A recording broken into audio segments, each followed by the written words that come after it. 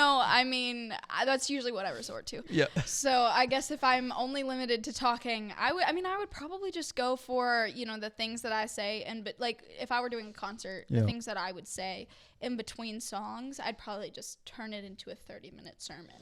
Yeah. Like I talk a lot about surrender, and I talk a lot about like hope and peace. And so I'd probably take surrender. Surrender's a good one for me because I could talk about that for a really long time. You can unpackage it here. What's just kind of a major part of that when you're talking to an audience? Sure.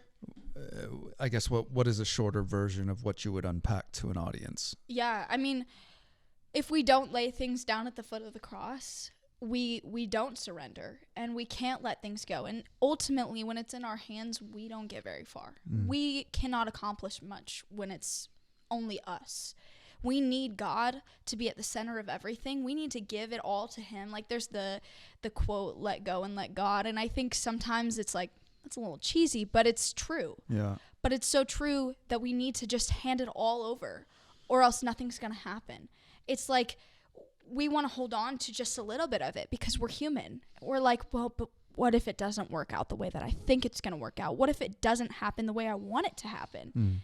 Well, then what do I do now? Here's the thing. Ultimately, God knows everything. He knows every little detail down to the smallest places in your life. He knows what's best for your life.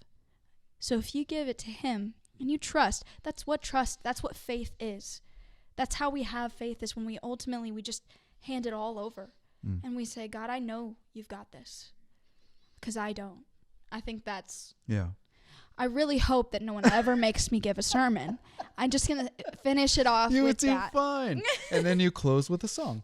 I mean, actually, I did do a sermon, sort of. It was more of just like a get up and talk to some high school kids. Yeah. I had one of those high school kids come up to me afterwards, and she grabs my hand and she goes, I know you were nervous. I was like, why would you tell me that? Now I'm sweating a little bit more. They could say, wow, that moved me. I know you're nervous.